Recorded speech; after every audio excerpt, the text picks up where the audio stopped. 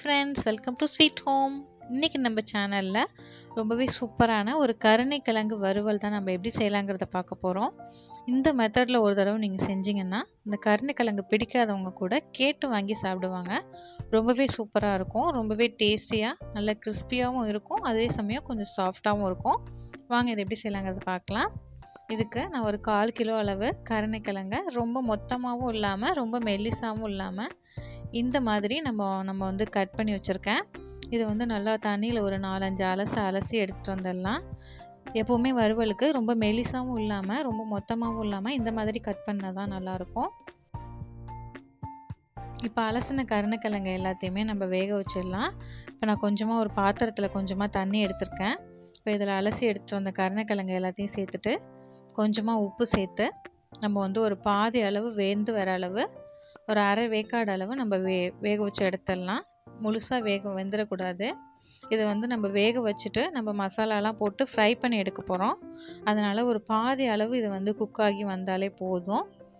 ரொம்ப வேக வச்சிட்டிங்கன்னா நல்லா இருக்காது, அதனால் கவனிச்சிட்டே இருக்கணும். ஒரு பாதி அளவு வெந்து வந்த பிறகு நம்ம வந்து ஒரு வடித்தட்டில் வடித்து நம்ம எடுத்துகிட்டு வந்துடலாம். இப்போ ஒரு பாதி அளவு வந்துருச்சு. இப்போ வடித்தட்டில் நம்ம மாற்றி தண்ணி இல்லாமல் வடித்து எடுத்துகிட்டு வந்துட்டோம். இப்போ இதில் ஒரு 2 ஸ்பூன் தனி மிளகாய் தூள் சேர்த்துக்கிறேன். எங்கள் வீட்டு தூள் ரொம்பவே கலர்ஃபுல்லாக இருக்கும், வீட்டில் அரைக்கிற தூள். இப்போ இது கூடவே ஒரு 1 டீஸ்பூன் சோம்பு, 3 பூண்டு, 2 சின்ன வெங்காயம். இதை வந்து எங்கள் வீட்டில் ஒரு குட்டி அம்மி இருக்குது, அதில் வச்சு நல்லா 1-2 நம்ம நச்சு சேர்த்துக்கலாம். இந்த மாதிரி நச்சு நம்ம சேர்க்கும்போது அதோடய ஃப்ளேவரும் வாசனையும் ரொம்பவே சூப்பராக இருக்கும். சோம்பு, 2 சின்ன வெங்காயம், 3 பல் பூண்டு.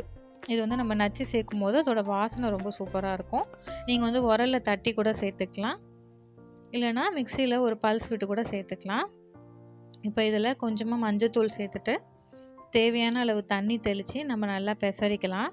இப்போ இதில் நம்ம வேக வைக்கிறப்பே கொஞ்சமாக உப்பு சேர்த்துருக்கோம், அதனால் உப்பு ரொம்ப சேர்க்க வேண்டாம். உங்களுக்கு தேவையான அளவு ரொம்ப கம்மியாகவே சால்ட் உப்பு சேர்த்துக்கலாம்.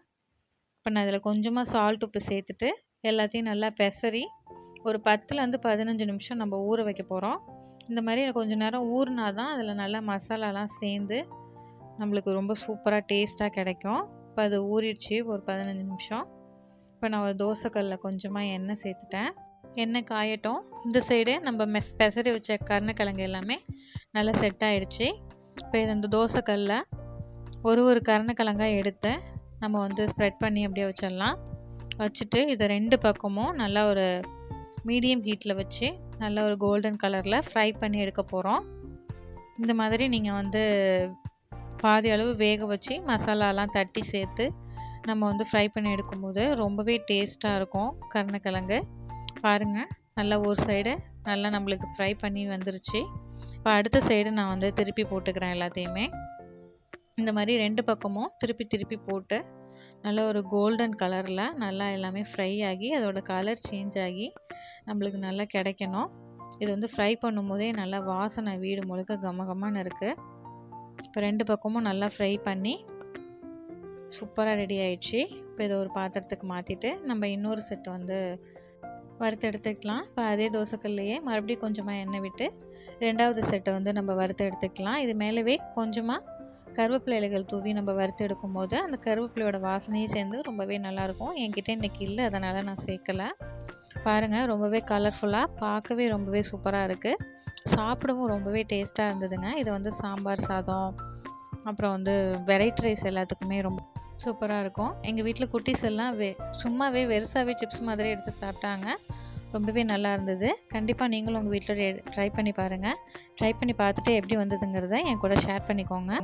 இந்த வீடியோ உங்களுக்கு பிடிச்சிருந்தது, இந்த வீடியோ உங்களுக்கு ரொம்பவே யூஸ்ஃபுல்லாக இருந்ததுன்னா மறக்காமல் இந்த வீடியோ ஒரு லைக் பண்ணிவிடுங்க. கூடவே சேனலை இப்போ தான் என்னோடய சேனலை புதுசாக நீங்கள் பார்க்குறீங்க, என்னோடய வீடியோஸை புதுசாக நீங்கள் பார்க்குறீங்கன்னா மறக்காமல் சேனலையும் சப்ஸ்கிரைப் பண்ணிவிடுங்க. அப்போ தான் நான் போடுற எல்லா வீடியோவும் நீங்கள் தொடர்ந்து பார்க்க முடியும். மறுபடியும் ஒரு சூப்பரான வீடியோவில் பார்க்கலாம். பாய்.